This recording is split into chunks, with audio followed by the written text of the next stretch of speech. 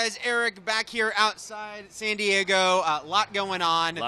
And this gentleman, Dean Norris, you are very busy here because you were here promoting two completely different shows. That's true, yeah. I'm Breaking Bad and Under the Dome on CBS. So let's start with Breaking Bad, yes. which obviously this show through the years has just grown and grown in popularity, and now this is going to be it, the end run.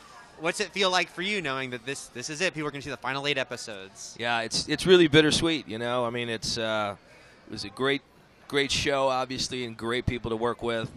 But we also feel it comes to a proper conclusion, you know, and it's nice to know that it's got that. It's a finite thing. It's great. The final 8 are the best. I think the best 8 of the whole series, and that's saying a lot. So looking forward to a great run. All right, so let's talk about where we left off. Yeah. Because things could not have been bigger for this guy here, yeah. What was going on. Finally, was it so exciting for you to read that, okay, finally, a moment we've all been waiting for years is going to happen? Yeah, and the way I found out was very interesting. It was very interesting. I'm talking about we're going to see Hank on the toilet. That's all I was talking about. Right, exactly, yeah. It was a very private moment and right. for a very public thing. Yeah, exactly, and we, you know, and that's so now that Hank knows or suspects, yeah. Obviously that kind of fuels the last 8, and it's like a freight train, man. You know, the character, you know, through the years, I know you had to answer questions about, like, well, why doesn't he know, or why can't he figure it out? But, you know, I kind of understood where he's coming from as far as, you know, how could you suspect who Walter White is in his life? Right. You know, is that always how you saw it? Yeah, and I always thought the writers did a really credible job of making him smart enough to figure things out, but not giving him enough to he puts it together with his brother-in-law, because he knew, you know, Gus Fring was bad, and he could figure out Jesse, you know, but he never just quite put the two together, and I think that was a tension that they held, and now boom, we're gonna see what happens now that Hank finds out or knew. This is where, you know, I try to get you to give me little yeah. morsels, knowing you can't say too much.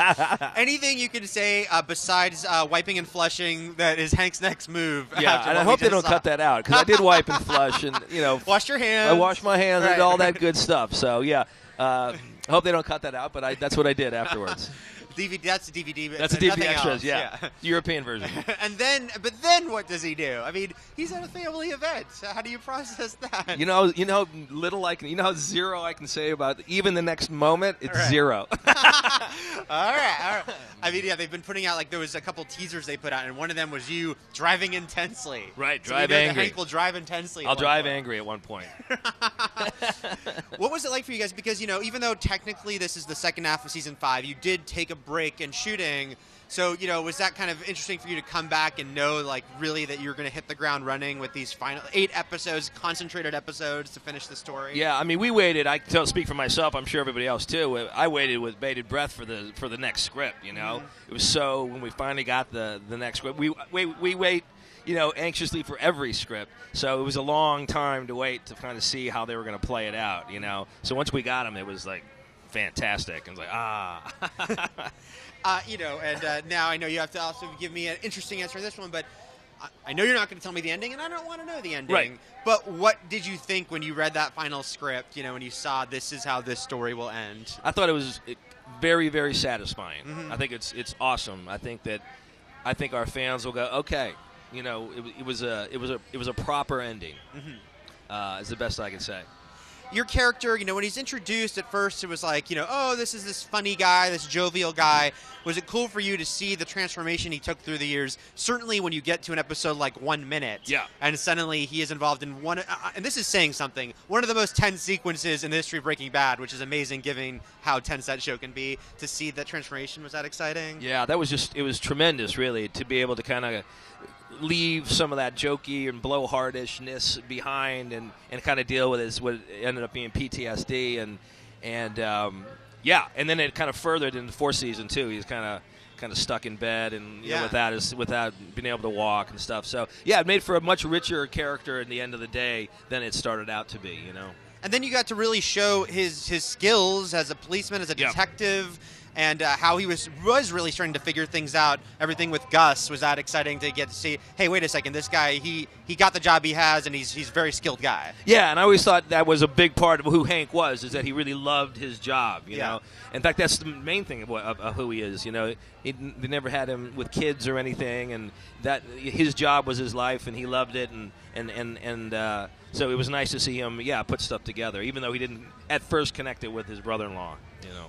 What's it like working with Brian? The two of you have had some really great sequences, especially in the last couple of years. I feel, the more further into it Walt was getting and the closer Hank was getting when you're sitting across the desk and he's bugging you and all that stuff. Are those interesting scenes to play because your character obviously can't be fully aware of what's going on, but have these interesting interactions with this guy? Yeah, it's been great. He's obviously such a great actor to play with and all that stuff. And sometimes he's directed episodes. That's really interesting when he directs an episode where you're playing against each other, it's great. And he's such a fun guy to work opposite because he gives you so much, And I've learned a lot from him as an actor and as a professional, so. Last year was the first year Breaking Bad came to Comic-Con. Yeah. And, the thing is with Breaking Bad, it was always an acclaimed show, and people loved it, but you could really feel every year just covering it, I felt more and more people were seeing it, catching up, getting more enthusiastic about it. When you came out last year for that first Comic-Con panel, what was it like to, face your fans and see that incredible enthusiasm? Man, it was unbelievable. It was like being the Rolling Stones, man. You know what I'm saying? And I was like, right? And people just signs, and people had been turned away to get into the hall, and it was really an exciting moment. We all kind of looked at each other like, "Whoa, what the, okay, right?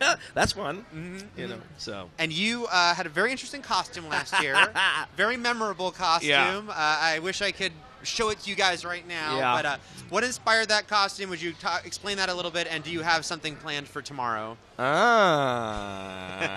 Maybe possibly, not. Possibly. All right. Well, it was literally at the last moment I said it was a Xena warrior princess costume, and I knew she was an icon figure here.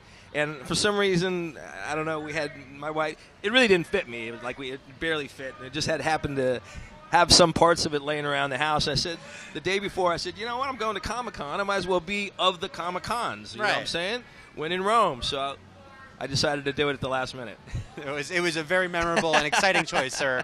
Thank you. So tomorrow you have two panels because you've got Breaking Bad and you've got Under the Dome. Can you talk about doing Under the Dome almost simultaneously, right? The first episode of Under the Dome, were you shooting that at the same time as Breaking Bad? They overlap by a few days. Yeah, we had to do some schedule issues to get out in time to get Under the Dome, and both sides helped very, very, very nicely to make that work out. But finished Breaking Bad literally in the morning, and I was supposed to go to North Carolina the next day, but I said heck with it and got on a plane that afternoon. Mm-hmm. So I finished my Breaking Bad and was on a plane that afternoon to North Carolina to shoot Under the Dome. So. Now that character, obviously, a much more sort of nefarious, plotting character. Yeah. How would you describe Big Jim, and sort of how do you see him looking at this situation and the decisions he's making? Yeah, I think Big Jim, he feels reptilian to me. He'll make all his choices just whatever he needs to do at that moment. That's what he'll do. He's amoral, immoral. He hasn't, but he's a charmer in a way that he can smooze people and charm people and try to get his way that way, Mm-hmm. So I think he's just a really good politician at some level. And it just seems like, the situation, there's this crisis going on, and they are sort of lacking leadership, that he is just sort of using it to strike almost. Yeah, I think he's the only guy that when the dome came down said, great, here's my opportunity. Right. To be a little dictator in this thing. And it's it's an allegorical tale. So I mean, all the kind of things that go on. It's in many, like Stephen King does. Often it tells us a larger story about society and things like that when you see the workings of these people inside this dome. So he's the guy that says he's going to take charge, and that's what he's going to do. He's got some interesting relationships going on. Him and Barbie are both antagonistic and yet sometimes cooperative. Right. Can you talk a little bit how that will continue as the season plays out? Yeah, I think Big Jim is not afraid to use anybody on. If he sees a way to use that person on his team, he's going to use it. And although it's also the idea of keep your friends close, or keep your enemies closer. Yeah. So he'll keep a good eye on Mr. Barbie through the show. the last episode ended with a big revelation for your character, because there's a girl locked up down in this fallout shelter with water rushing in. Yeah. Can you say anything about Big Jim's next move when he discovers, Junior? Crazy Junior. Crazy Junior. You're going to find out. I can tell you this. You're going to find out tomorrow. We're going to show it over number 5, and it'll be on Monday night here in the United States. So. You realize that maybe the reason Junior's crazy is because he's raised by his dad, Big Jim. Because I think Big Jim might have a little sociopath element about him. In fact, he definitely is a sociopath. I don't know whether he's a psychopath, but I think he's definitely a sociopathic behavior. So, but you'll see. And now he's putting Junior, who's very, very unstable to say the least, into a position of power himself. That doesn't seem like it's going to go so well. It's not a really good parenting move, is that? No, you don't want to give psycho kids guns. But again, he's trying to get him his own force together. Big Jim is. He figures his son is one way to start. At least he'll be loyal to him. So. Is it interesting for you? Is it kind of hectic for you in your head to be promoting these 2 shows simultaneously? It is kind of crazy because we go back and forth and stuff, but it's a lot of fun too, and it's nice that Breaking Bad shooting is completed and we're still working on Under the Dome, so I can kind of put a little distance to the Breaking Bad thing, even though we haven't seen it yet, So.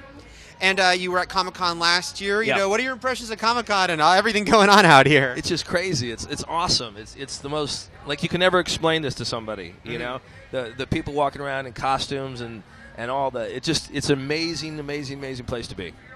Now, I have to ask you, this is one for me. Yes. I am a huge fan of Starship Troopers. Oh, yeah. I just want to ask you what your experience working on that film, and what's it been like seeing the cult fandom of that movie over the years, and how it seems like more and more people get Starship Troopers as time goes on. It is true, isn't it? And, it was great, because that was the second time I worked with Verhoeven. I worked with him on Total Recall. And it was really fun doing it. And when it came out, it didn't. I mean, one critic called it one of the top 10 movies or something, but a lot of people just kind of railed on it, and it kind of came and went to a certain extent. But over the years, more and more people come up to me and go, 40 lashes, give them 40 lashes, or whatever, right. So it is grown in here too. You see, I bet we have some. I bet Starship Troopers is here at some level. Oh, yeah, I've taken pictures of some cosplay Starship Troopers. Yeah. So. And here at Comic-Con, getting to interact with Breaking Bad fans, what's that been like for you, and what is it that they sort of express to you about the show that they love? Yeah, it's our fans have always been just the best, and they're very, very passionate fans. None of them go, "Hey, we really like your show." They're like, "Man, your show changed my life," or "It's the best show I've ever seen," and all that stuff. And it's really, really rewarding to hear that from people. People always go, "Do you get tired of it?" I go, "No, not at all." It's the best thing in the world to have people come up and say, "Man, you're on my favorite show ever," and that's the kind of stuff we get on that show. It must feel good knowing. I mean, you can tell that this show has already left that impression as one of the greatest TV shows ever. Yeah, I mean, I think if you talk about one of the greatest or the greatest TV shows, it certainly deserves its chapter or its discussion.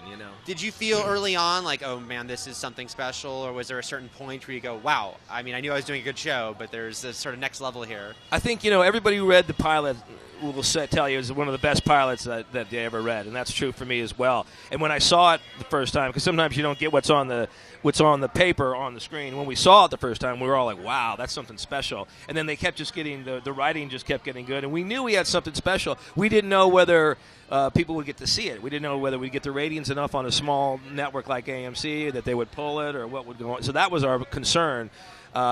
And then as season 2 and season 3, by season 3 rolling out, it was really clear that we had something special going on, and the critics were loving it, and online people were loving it. And we realized that our audience was building and building and building, and we knew we had something special.